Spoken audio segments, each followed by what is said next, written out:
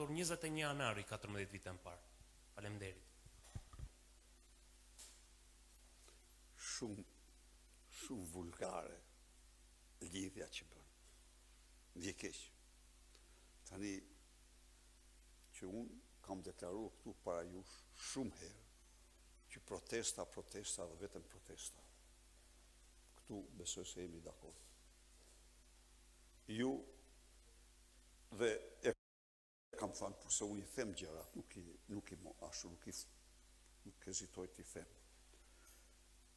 Nuk janë zhvilluar protestat, as analiza në parti, sepse është pritur raporti ndërkombëtar për zgjedhjet, për të cilin qeveria bëri çdo përpjekje për ta ndryshuar. Dështo. Në qoftë se ju lexoni raportet në vite,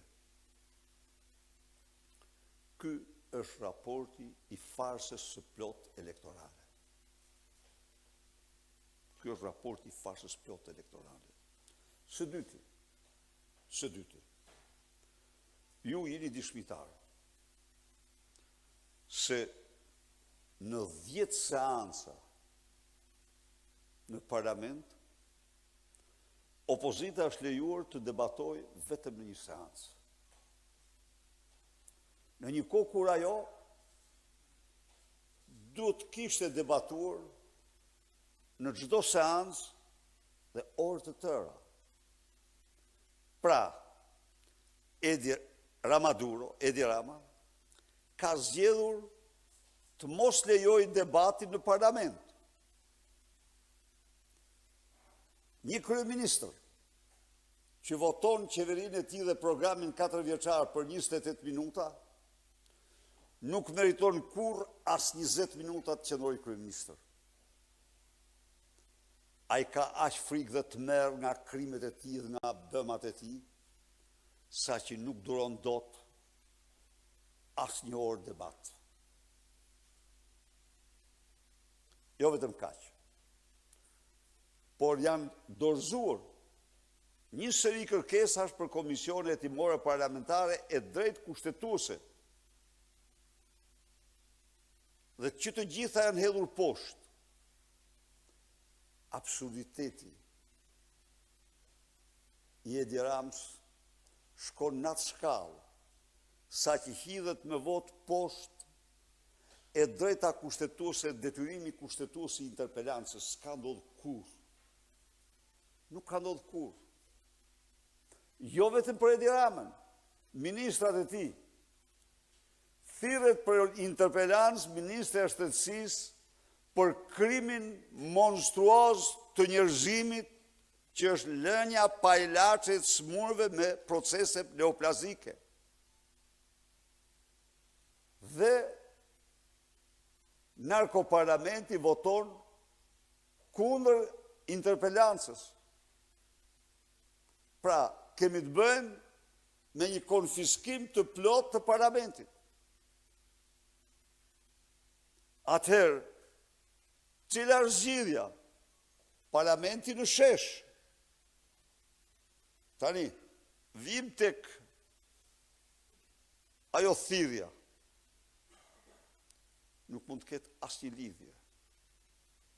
E kam thënë, e them, absolutisht për çdo gjë. Jo vetëm për atë, por për çdo gjë.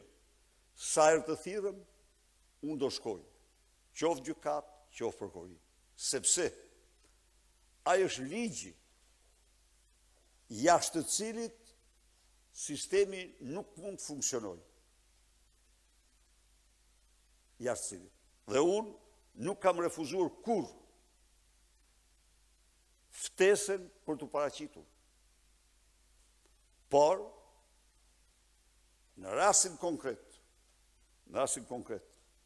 një radhë parë shtrop pyetjen ti. Pse nuk u thirr Sali Berisha 12 vite pasi iku nga pushteti? Kush e pengoi? Nga viti 2013, çështja është hetuar, nga 2013 gjerë para 2 javësh. Pse nuk u thirr?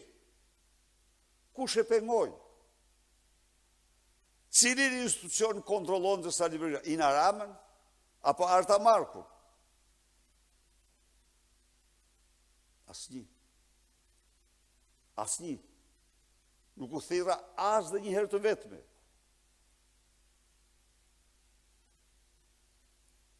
Dhe në rast se do thirresha, pa diskutim, që unë do paraqitesha. Pra,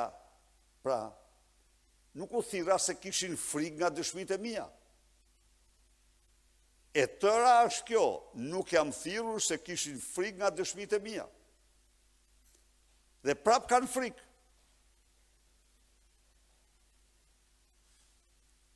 Çfarë ishte ajo? Ajo ishte protesta më e dhunshme në historinë e vendit. Komuniteti ndërkombëtar nëse kthehesh thotë, socialistët kishin në agjendë dhunën në këtë protestë. Dhe vetë kuptohet pse përdoret dhuna. Vetë kuptohet, po gjëja që është më evidente e protestë është dhuna. Atëherë, si nuk do shkoja unë? Unë nuk uftova, kaq. Po, prap dalë tek e para, unë i përgjigjem çdo thirrje sepse ligji e parashikon. Dhe jashtë atij ligji, ai sistem nuk funksionon dot. Nuk ka marrë kurrë në telefon. Prokurorët i them, kush je ti që i heq zëvendës kryeministrit pasaporte apo bën këta bën atë? Kur? Ju në qeverisime, zëvendës kryeministrit ka shkuar para prokurorit. Ministra kanë shkuar para prokurorit, kanë dhënë dorëheqje, njëri prej tyre. Ka patur standard tjetër. Edhe ky standard, mendoj unë është standardi civilizuar, është standardi demokratik, kurse mos dorëheqja është standardi i korrupsionit. Dorëheqja nuk ka të bëjë as me fajësimin, as me mos fajësimin. Ka të bëjë me një standard moral, që nuk mund të jesh në atë detyrë dhe të hetohesh nga një prokuror i thjesht, jo, hiq nga detyra, shko paraqitu para ti dhe të dalin konkluzione. Pra, kjo është e gjitha.